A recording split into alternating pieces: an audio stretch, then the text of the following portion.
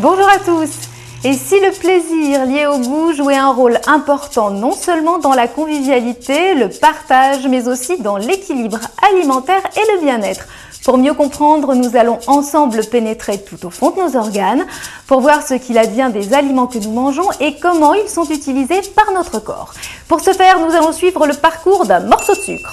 Le sucre, vous connaissez, c'est un produit de la nature extrait de la betterave ou de la canne à sucre. Vous savez tous d'où il vient. Maintenant, nous allons voir ce qu'il devient lorsqu'on le mange et à quoi il sert. Je programme mon GPS.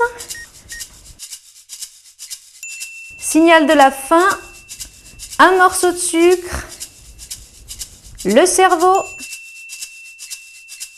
les muscles. Attachez vos ceintures, baissez la tête, c'est parti! Lorsqu'on a faim, c'est que le cerveau nous signale que notre corps a besoin de carburant. Dans la bouche, on croque le morceau de sucre et il se dissout dans la salive. C'est bon! Il entre en contact avec les papilles gustatives et là, c'est doux! Les papilles nous permettent de profiter du goût parce qu'avant tout, manger est un plaisir et doit le rester. L'œsophage est un simple couloir qui conduit à l'estomac. Dans l'estomac, rien de particulier. Le sucre poursuit sa route et achève de se dissoudre complètement.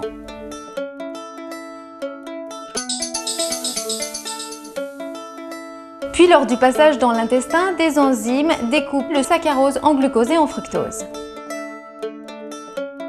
Ces deux éléments vont pouvoir passer au travers de la muqueuse intestinale vers la circulation sanguine. Au passage, le fructose se transforme en glucose. C'est là que le plus intéressant commence. Nous allons tous devenir microscopiques. 5, 4, 3, 2, 1, 0. Ça y est, le glucose arrive dans le sang et nous aussi. Tout le monde est passé? Là, le glucose va être utilisé directement comme carburant par l'organisme. La concentration du glucose dans le sang s'appelle la glycémie. Après avoir mangé, elle augmente et baisse environ 2 heures plus tard. Une partie du glucose sera stockée dans le foie et dans les muscles sous forme de glycogène, sorte de longue chaîne de glucose. Dès que la glycémie baisse, le glycogène libère du glucose dans le sang, il peut ainsi alimenter à nouveau l'organisme.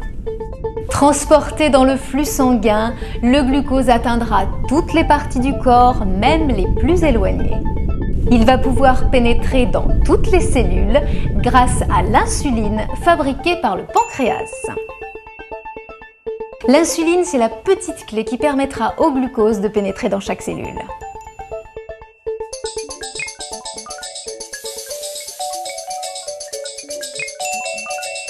Allô le foie, ici le cerveau, j'ai un petit coup de mou. J'ai du mal à me concentrer pour finir un devoir de maths. Envoyez du carburant. Ici le foie, reçu 5 sur 5. Je t'envoie du glucose. Le glucose arrive par l'artère cérébrale, franchit la barrière cérébrale et alimente le cerveau. Le glucose est vraiment le carburant du cerveau. À l'état de repos, celui-ci utilise 60% du glucose de l'organisme. Eureka, CQFD, j'ai résolu le problème. On va se détendre. Et si j'embarquais tout le corps pour aller jouer au foot dans la cour avec les copains? Le glucose présent sous forme de glycogène dans les muscles est une réserve d'énergie pour un effort intense mais de courte durée. Au bout d'environ 10 minutes, les muscles appellent le foie. Ici les muscles. J'appelle le foie, on est en plein effort sportif. Va falloir qu'on assure, on aurait bien besoin d'un petit complément de glucose. Ici le foie, pas de problème, j'ai encore un stock de glycogène. Je le transforme en glucose et j'expédie via le sang. Mais quelques instants plus tard...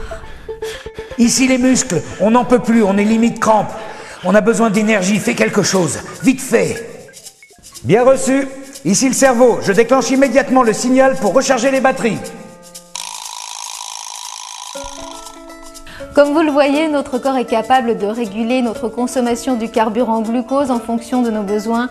Mais attention, chacun d'entre nous, selon son âge, son poids, son niveau d'activité, a des besoins très différents.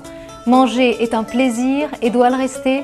Alors pour être en bonne santé toute notre vie, c'est à chacun d'entre nous d'être responsable de ce qu'il mange et d'adapter ses apports alimentaires à son mode de vie. À bientôt!